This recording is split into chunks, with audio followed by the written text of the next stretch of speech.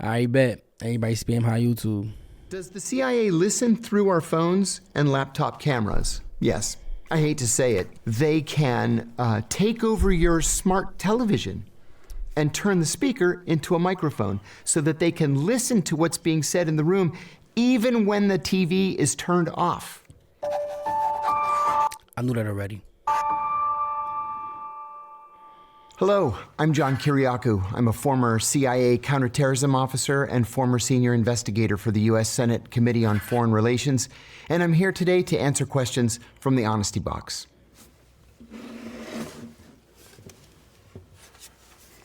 The first one is, what did the CIA actually do?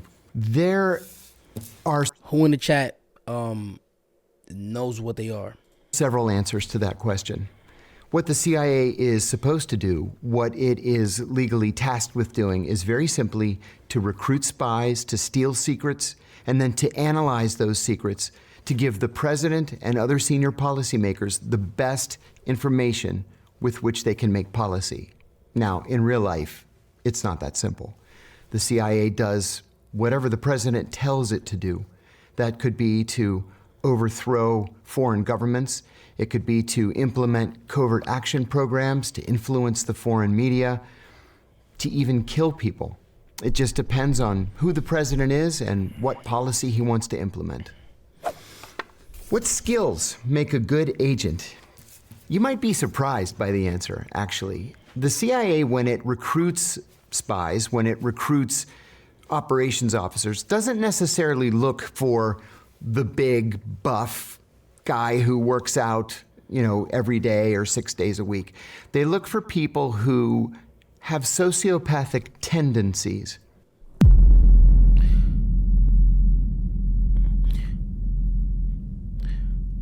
Would y'all join the CIA? Also, what is a sociopath? Let's keep watching. Not sociopaths. Sociopaths are impossible to control because they have no conscience. They blow right through a polygraph exam, but they won't take orders. People who have sociopathic tendencies do react to a polygraph. They do experience regret or remorse. Not actual they will sociopaths. respond to directives and orders.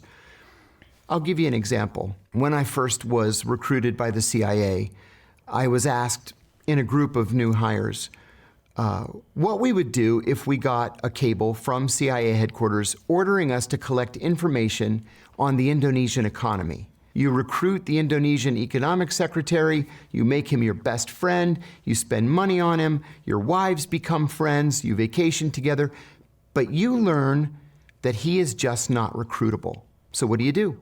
Well, one of my colleagues said, you double down, work the case another 6 months, and hope for the best. A second colleague said, maybe you work it through your wives, maybe your wife can convince his wife to give you the information. I raised my hand and I said, you break into the Indonesian embassy and you steal it. And the instructor said, that's exactly what you do. That's a sociopathic tendency. What's the coolest piece of spy tech you ever got to use? There's kind of a dirty little secret about spy tech, and it is that 95% of it is purchased from Amazon.com.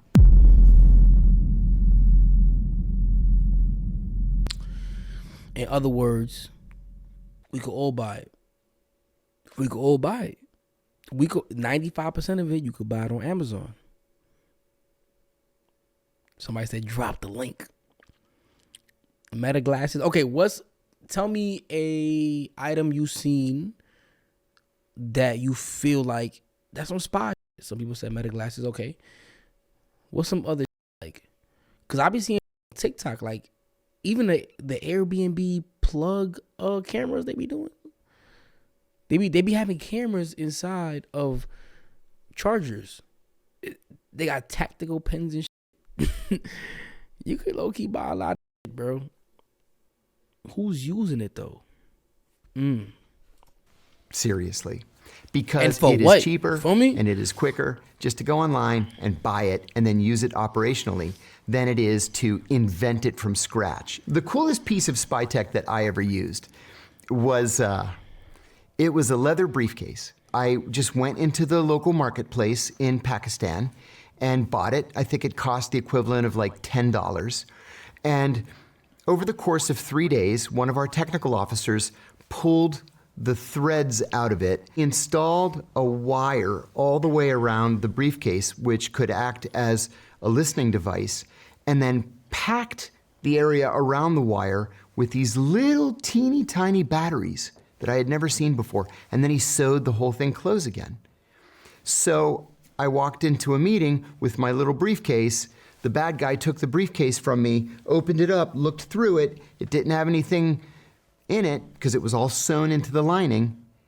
And we sat there and had the meeting while my colleagues half a mile away were able to listen to the entire thing. Half a mile away. In the chat talking about we finna pat him down when he walked through the door. Yo, take his phone. Shut the fuck up, bro. It's in the briefcase, you heard? It's in the that's just what he's telling us. Think about all the other shit he probably put it in. There's probably microphones, bro, the size of pimples, gang. You heard? There's probably microphones the size of pimples. You feel me? I'm telling you, this shit, bro. What? It was very cool. Does the CIA listen through our phones and laptop cameras? Yes. I hate to say it. There was a but we already knew that though, chat. Come on. In 2017, that the CIA came to call. Been putting sticky notes on the what's that called? On the laptops. And dude, what's they do? Y'all be beating y'all meat, bro. Y'all don't be covering your game. I'm gonna keep it a buck. They seen all that already. I'm gonna just be honest with you. That shit. I'm gonna just be real. They got the whole folder. Every single you did, they got the folder. Game. Play with them if you want to. They dropping the. I'm telling you right there. Play with them if you want to. They're dropping your folder. Yeah? Release the folder. Release the folder. Yeah? That shit gonna be all over. Yeah? You just gonna have to just accept it. Go ahead and retweet it when they drop it. Vault 7 disclosures. Gigabytes worth of documents leaked by a CIA technology engineer.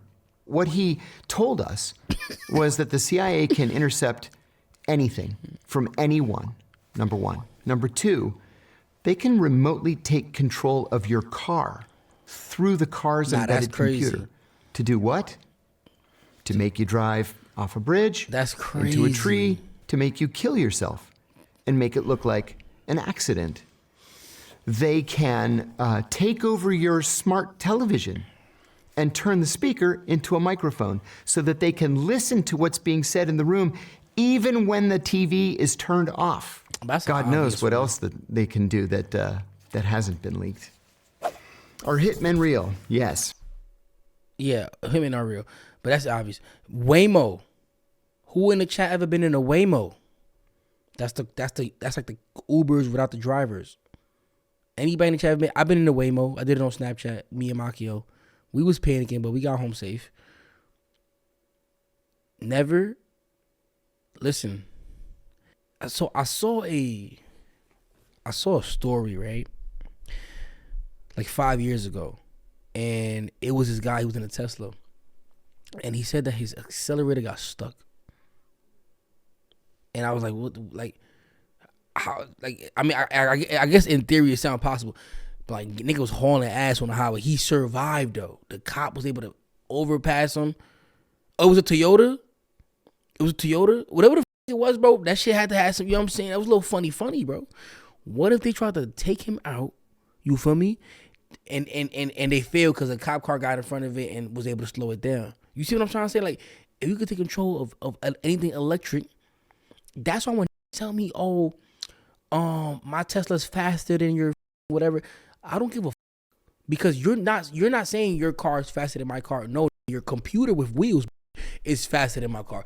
That's what it is, gang. You have a computer on wheels, man. That shit is a PC, gang. That shit is a laptop, gang. Come on, gang. At the National Security Council, there is a committee that meets every Tuesday morning at 9 o'clock to draw up something called the kill list. They sit around a table and they make a list of all the people that they want to kill that week. And then they take it back to the CIA, which has a dedicated unit. I won't tell you the name, but it has a dedicated unit that takes receipt of the list. They say, okay, Number one, they drive to the airport, they get on the plane, they go out to that country, they kill the person, they come back, and then they go to number two on the list. That happens every single week. Who y'all think on that list? Who y'all think on that list? Keep it a buck. These... What? Nah, real shit though. Who y'all think on that list? I think whoever y'all say is wrong because they would have did it already.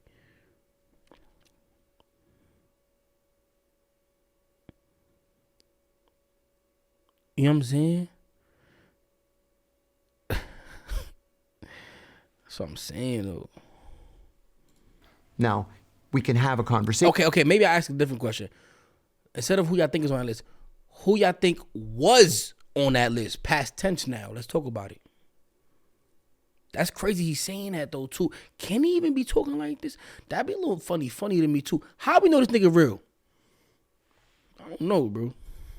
About whether that's right or whether it's wrong. It's certainly immoral. It's illegal, but it's been tasked by the president. At the same time, they will tell you there hasn't been another 9/11, has there? Maybe it's because we're out there killing people. What kind of people would be on that list? Oh, the most dangerous terrorists in the world. Or at least people that the CIA deems to be the most dangerous terrorists in the world.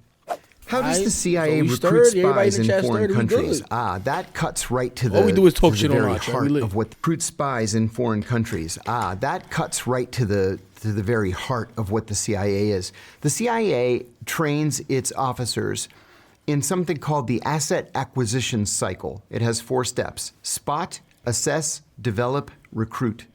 So let's say you're a brand new CIA officer overseas. You get out there and mingle and go to diplomatic cocktail parties or go anywhere where there might be a viable target for you. You spot the target, you go up, "Hi, how are you? I'm the new officer at the American Embassy. I'm covering political affairs or economic affairs or trade or whatever it is you're doing." You exchange business cards. That's spotting. Assessing is I say, "So what do you do for a living?" If you tell me that you do something that I'm operationally interested in, that's my assessment of you. Then I develop you. That's actually the fun part. That is us going to lunch and going to dinner, and I spend money on you because I have literally an unlimited budget to do so. And maybe we go on vacation together, and our wives are friends, and you mention offhandedly that you like to go fishing, let's say, so I charter a boat for $4,000 and I take you deep sea fishing because you could never afford to do it on your own. And then we become best friends. And because we're best friends, I say to you, "Hey, would you do me a favor? I'm sorry to ask, but the Russians have this new tank, and I know that you guys have access to the plans, and I would really appreciate it if you could just make me a copy of those plans. I know that sounds kind of funny, but it would help me a lot. So, hey, thanks, I appreciate it. I'll pick them up tonight." And then maybe I start giving you a little bit of money. And then finally, when it comes to the recruitment, I say, "I haven't been totally honest with you. I'm actually a CIA officer, undercover. Are you okay with that? You're a great guy, and you're my best friend, and how about if I give you $5,000 a month, and you just answer my questions, right? That's cool, right?" And you... Yeah, y'all doing it for $5 billion. How much y'all doing it for? How much y'all doing it for? Y'all know y'all doing it for a number. Don't sit here and cap. How much y'all would do it for, gang? Just be honest, gang. $50K. A nigga in the chat said, "Nigga, I'm doing it for free." Yo, fam. Hey, you know what's crazy? I believe it. Because, and I'm not trying to violate you, but I'm saying, there's people that, bro, that's probably the most exciting shit you done heard. Like, nigga, you want to join? Yeah, we have. You know what I'm saying? That shit, I'm telling you, bro. I'm pretty sure they got people for a free game just to be a part of this shit. Undoubtedly will say yes, and the rest is history. Got to be a good actor to do that. Pull that off. Yeah. And a sociopath. Do you ever fear for your life? Not now, but over the course of my career, I did several times. And I'll give you one example. There were 2 active assassination attempts against me. In one, I just got lucky. And unfortunately, my next door neighbor was killed instead. He was the British defense attaché in Athens, Brigadier General Stephen Saunders. I think about it every single day. In another, an enemy country sent one of its officers and a double agent to kill me, but we had advance warning that it was going to happen, and we were able to neutralize the threat, as they say in the movies. But there was another experience that I had that troubled me deeply. I was serving in Pakistan at the time, and I was staying in a small guest house because it was safer than a big hotel. Sure enough, the big hotel was blown up and 45 people were killed while I was living there. But I left my guest house at a different time, like I did every day, and took a different route, like I did every day, to go to work. And I noticed that a man on a motorcycle wearing a red helmet was trying very hard to stay in my blind spot. I worked 12, 14 hours, whatever it was that day, and I left, and it was dark, and sure enough, there he was again. There's a definition of surveillance. It's multiple sightings at time and distance. So I've seen him multiple times at different times of the day and at different places. I'm definitely under surveillance. I got up at 5 o'clock in the morning, got in the car, drove a block, there he was again. So when I got to the office, I said to the security officer, I am under surveillance. I'm 100% sure that I'm under surveillance. He said, well, let's wait until the chief comes in. When the chief finally came in, I told him the story, and he said, well, you know what you have to do. I said, I know.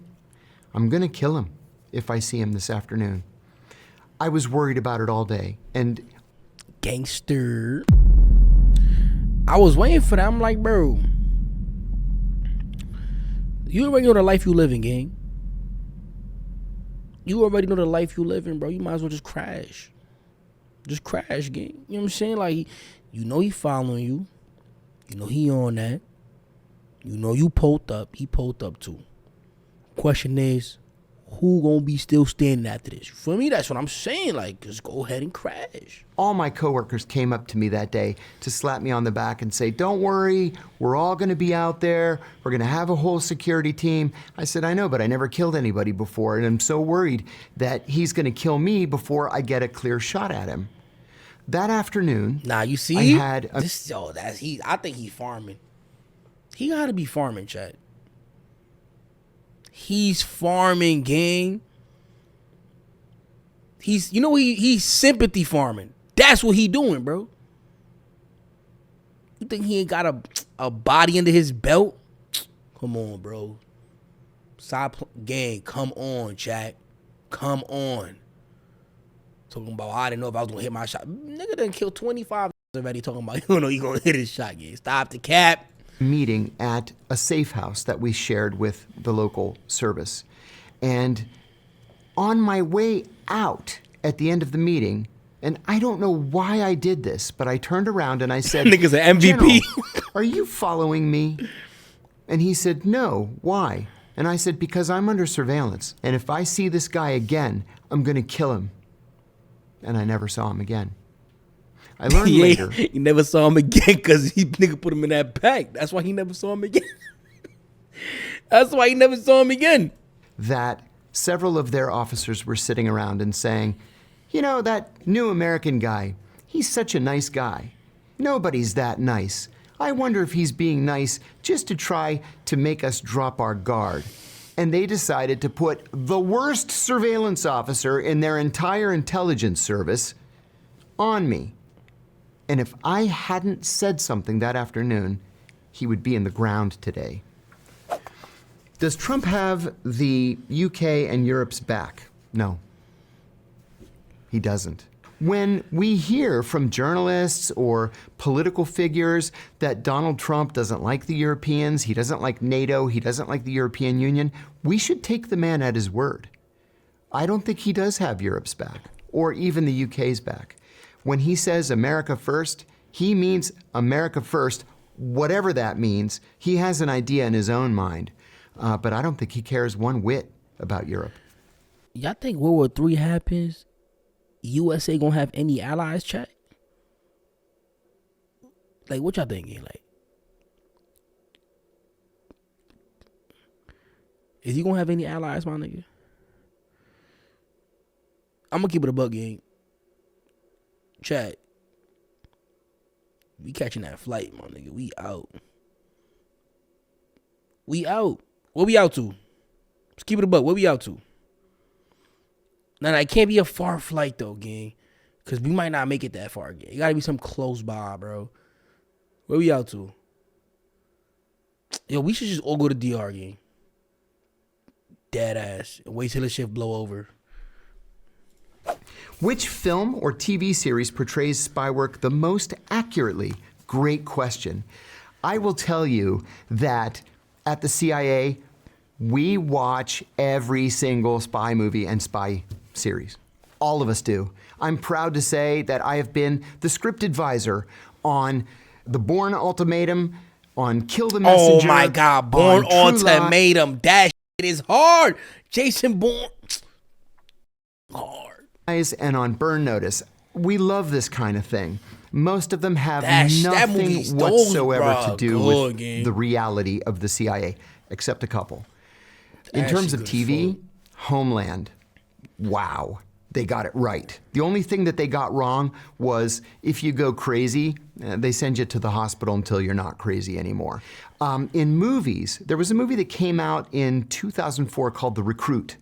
The first half of the movie, where the lead character is going through training, 100% accurate, except for one minor difference. They didn't beat us in training.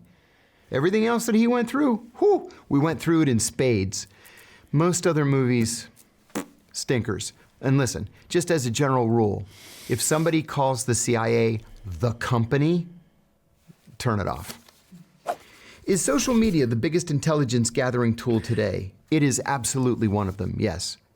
You know, I was always amazed when I was at the CIA at how targets, legitimate intelligence targets, would literally put their entire lives. But this is like common sense, gang.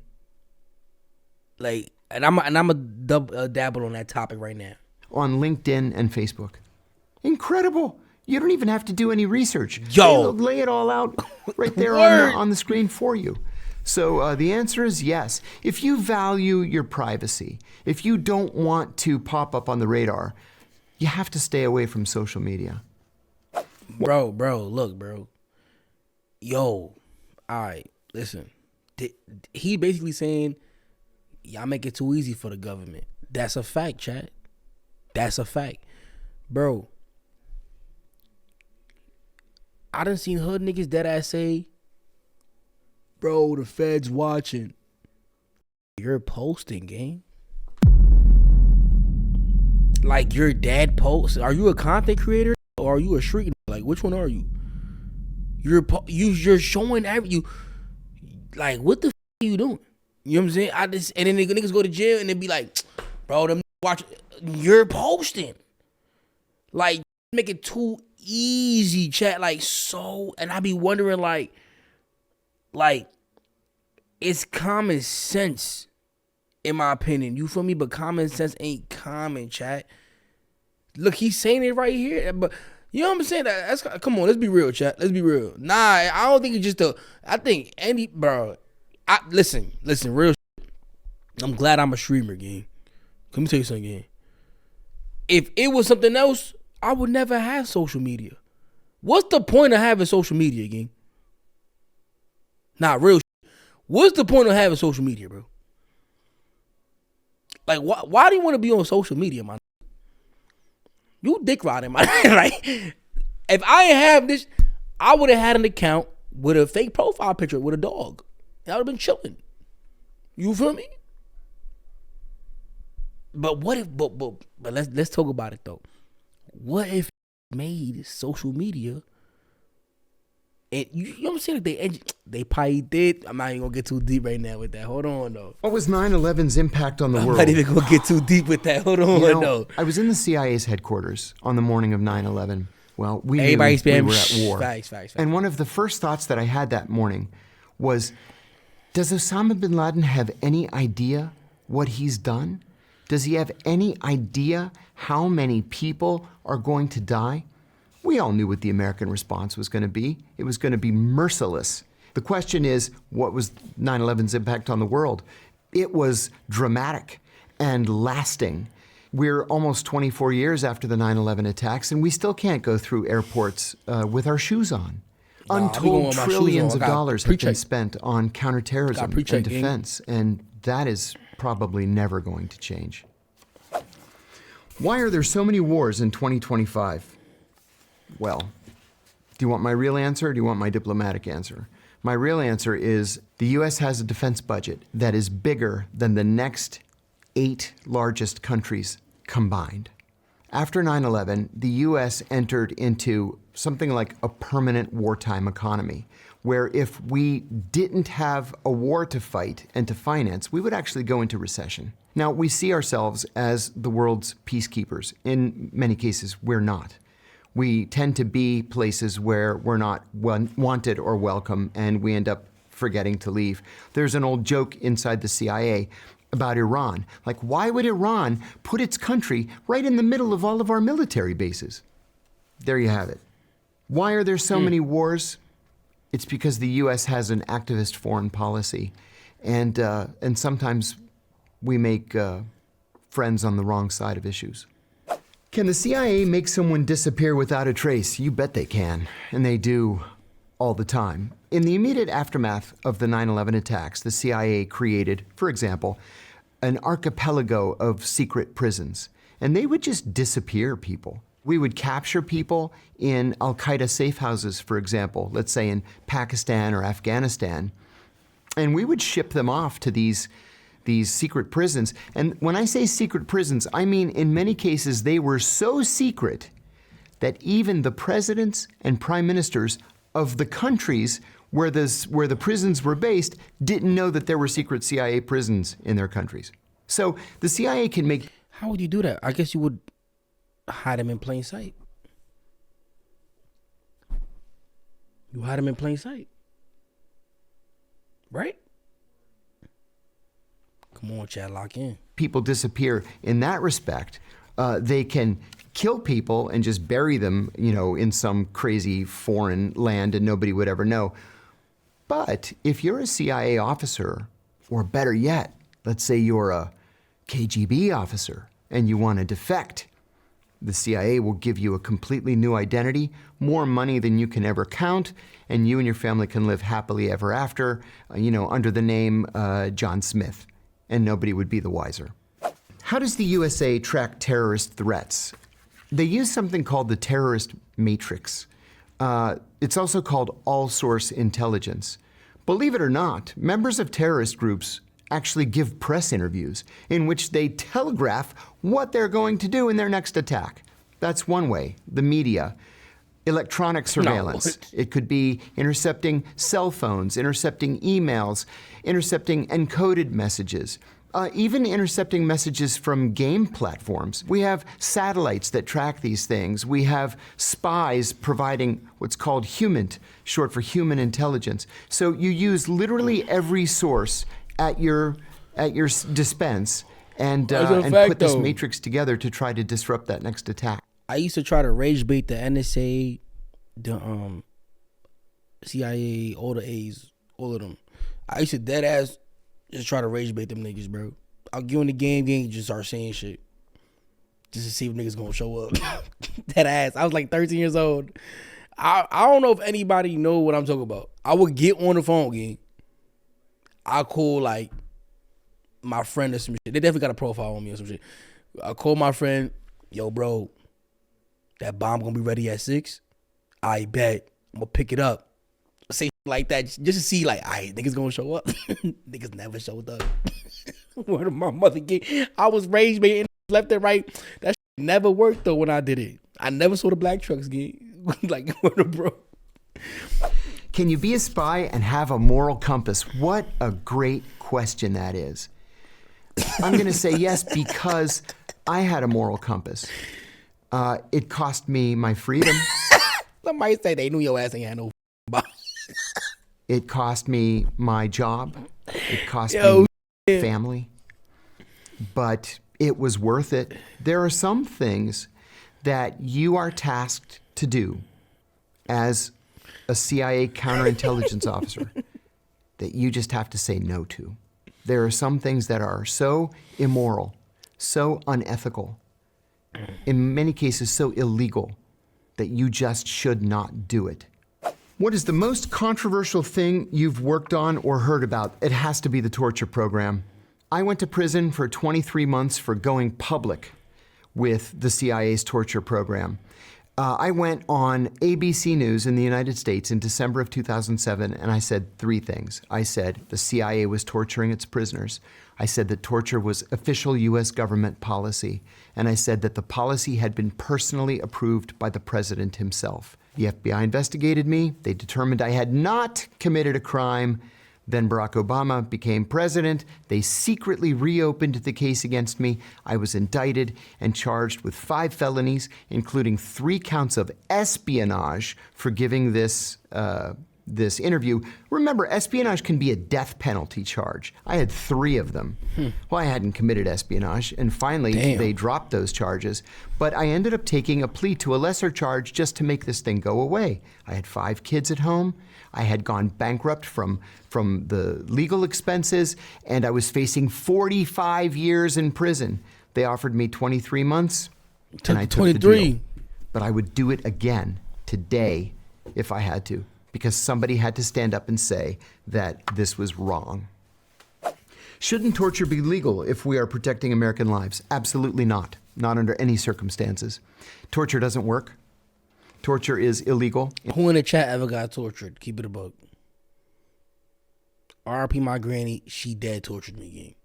At least once again. She put rice on the corn again. She put rice on the floor. All right. She made me kneel on that shit for dumb long with mad books on me in my arms, and then the rice went into my knee, and then she rubbed my knee down with lemon juice. Gang, that shit was crazy. That's torture. That's dead ass torture, nigga.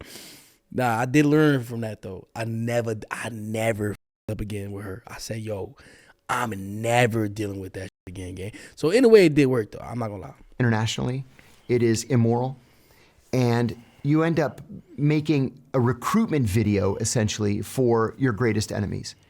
For example, when it became apparent that the U.S. was torturing military prisoners at Abu Ghraib prison in Iraq, and video was leaked showing those prisoners in orange jumpsuits, ISIS bought orange jumpsuits and made its kidnapping victims, who were mostly aid workers and American journalists, wear. Bro, I'm laughing because y'all is dead ass. Like, I forgot how funny I was. A nigga in the chat dead ass said, I ain't gonna lie, your granny was bugging.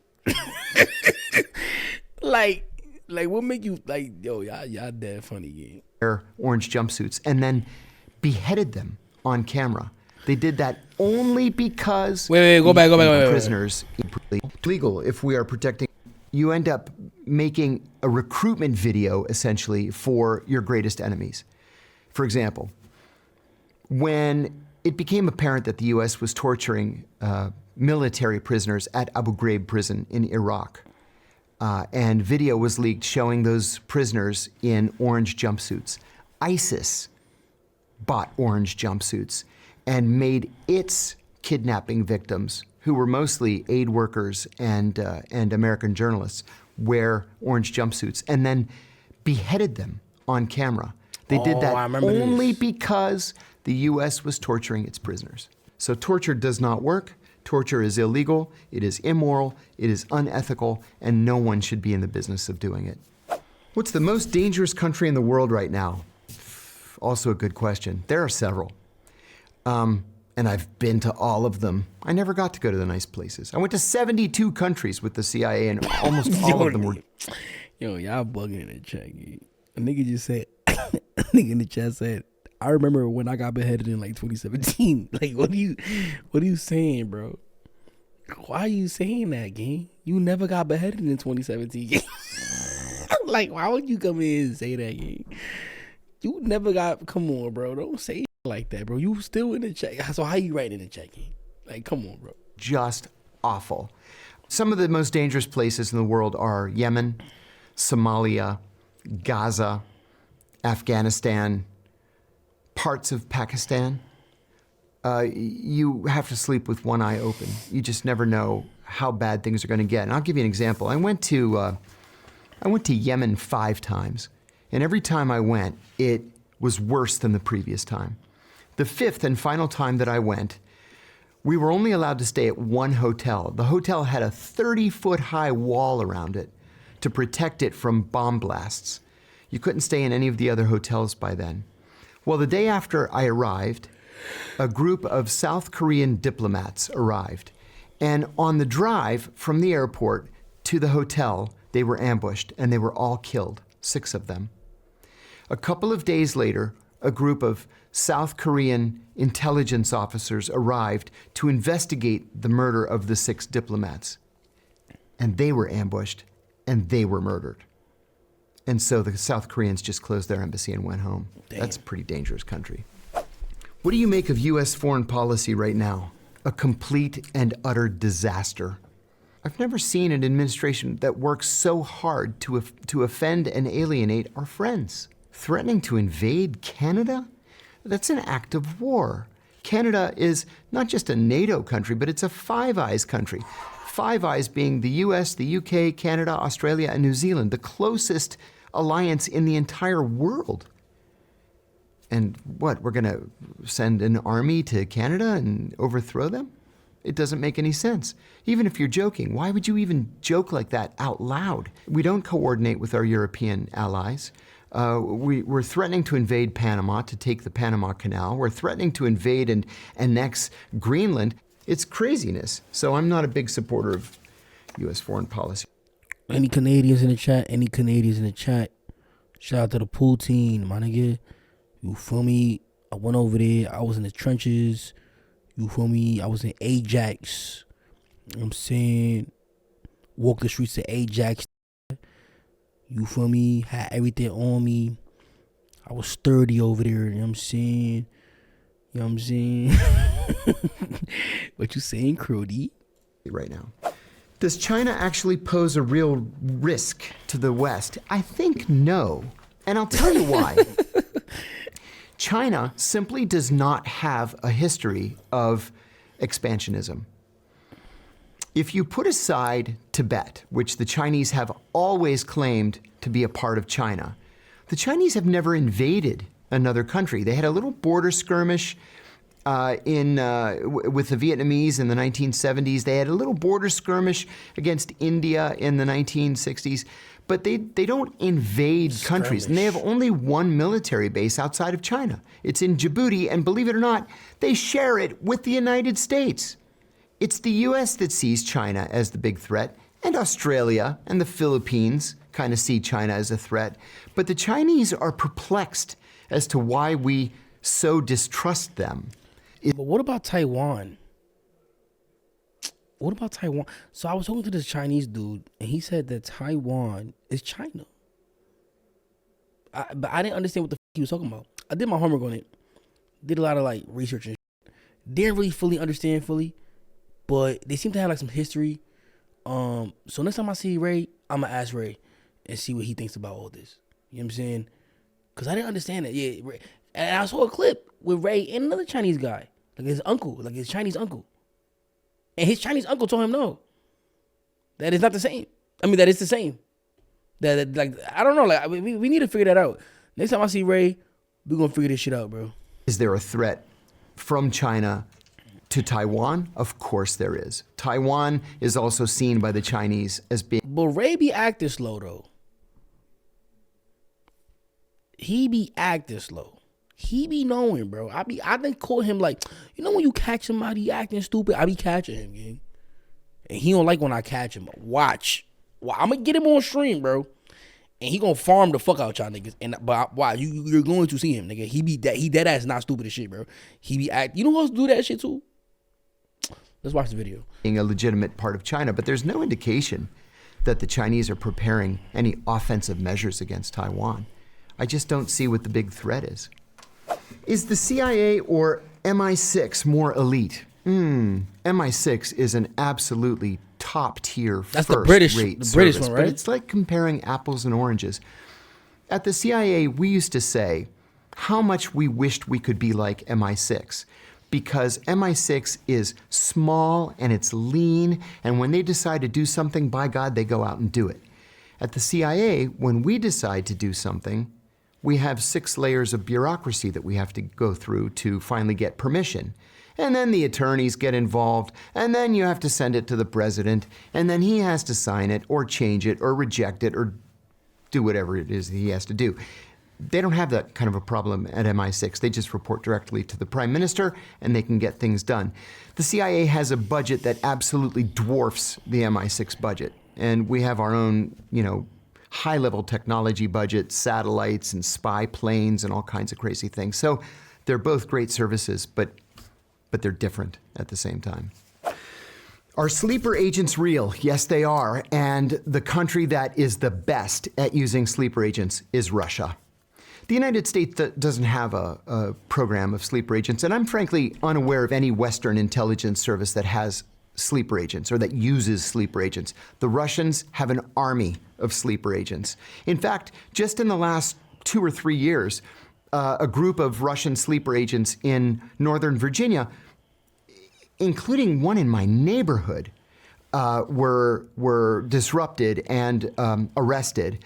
So what a sleeper agent is somebody who is trained as an intelligence officer, who is then sent to the United States or the UK or Brazil or Paris or wherever, and told to just get a job, any job, and be a national of that country.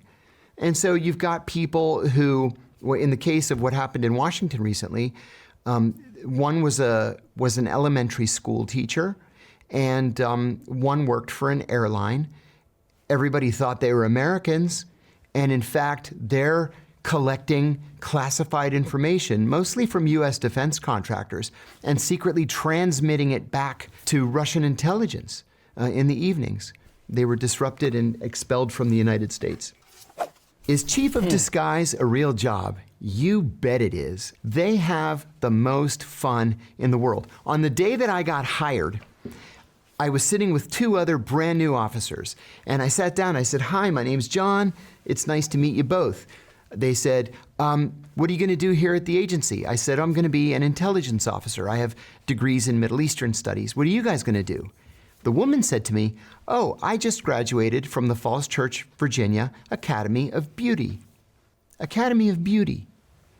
She ended up becoming a master disguise maker. And the guy on my left was a cartoonist for his college newspaper. He drew a little cartoon that was very popular. He became a master forger. So it doesn't really matter what your background is. If you're good at it, there's a place for you at the CIA. And many of those places Nigga, is this a recruitment video? What's going on, bro? working for the director of disguise. What made you decide to blow the whistle? It's very brave. Thank you. At the CIA, we are trained to believe that everything in life is a shade of gray. And that is just simply not true. Some things are black and white. They're right or wrong. And the United States has laws that ban torture. We have the Federal Torture Act of 1946. We are not just signatories to the United Nations Convention Against Torture. We wrote the United Nations Convention Against Torture. In 1946, the United States executed Japanese soldiers who waterboarded American POWs. In 1968, an American soldier waterboarded a North Vietnamese prisoner and was given 20 years at hard labor in a military prison after being convicted of torture. The law never changed. So how is it then that from 2002 to 2005, torture was somehow magically legal? It wasn't legal. We were committing crimes against humanity. And so it was something that I having known the details, I couldn't sleep at night. And I believed, And in retrospect, I was right that the American people had a right to know what their government was doing in their name. And I'm proud to say that because of my revelations, the McCain-Feinstein Amendment was passed into law, and it formally and permanently banned torture. Have you investigated any of us before this? You think that's true though? You think they stopped doing torture because they banned it? Yeah, that's what they want us to think. Man. But yo, chat, is waterboarding crazy? Cause I watched it in the movie one time and it didn't look that crazy. I'm not gonna lie, but they said that it makes you feel like you're drowning. I don't know in the chat whoever almost drowned before. I almost drowned like 4 times. It's not a fun feeling. So you know, somebody said I kind of want to try it. All right. Okay, buddy. All right.